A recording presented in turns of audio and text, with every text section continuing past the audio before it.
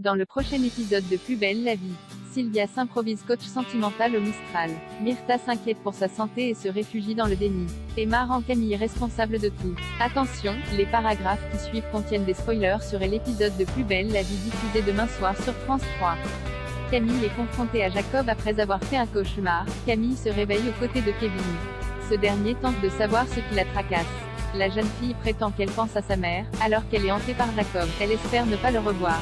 Kevin affirme que s'il passe directement aux aveux, elle n'aura pas besoin de le confronter. Pendant ce temps, Jacob est transféré au commissariat. Jean-Paul annonce que le juge a accepté de ménager ses conditions de détention. Mais s'il ne parle pas, il retournera en isolement.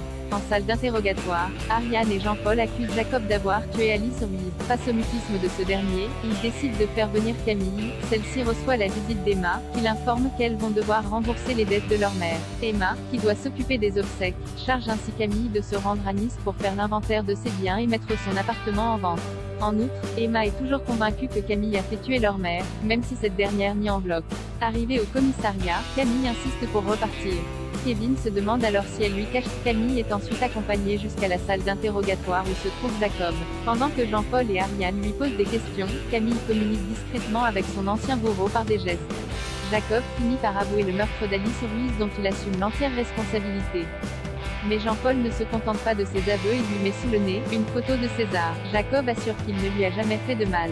Sylvia trouve un rencard pour Émilie. Sylvia et Émilie veulent tout savoir sur la rencontre que Romain a fait au bar latino.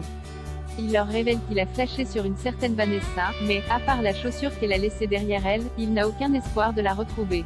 Il se résigne à profiter de son célibat. Plus tard, alors qu'elle assure son service au Marcy, Sylvia rend Thomas complètement chèvre car elle passe plus de temps à discuter avec les clients et à résoudre leurs problèmes de cœur qu'à prendre les commandes. Elle recueille notamment les confidences de Nathan à propos d'un problème avec Sabrina. Pour l'aider à lui remonter le moral, elle demande l'avis du jeune homme assis à la table voisine. Ce dernier, qui s'appelle Étienne, lui raconte alors qu'il est célibataire depuis longtemps. Alors que Jeanne et Gabriel se plaignent de ne pas être servis, Sylvia continue de discuter avec lui pour savoir quel type de femme il recherche. À la fin de la journée, Sylvia retourne au bar latino avec Émilie. Elle convainc sa colocataire de lui organiser une rencontre avec Étienne, persuadée qu'ils sont faits pour être ensemble.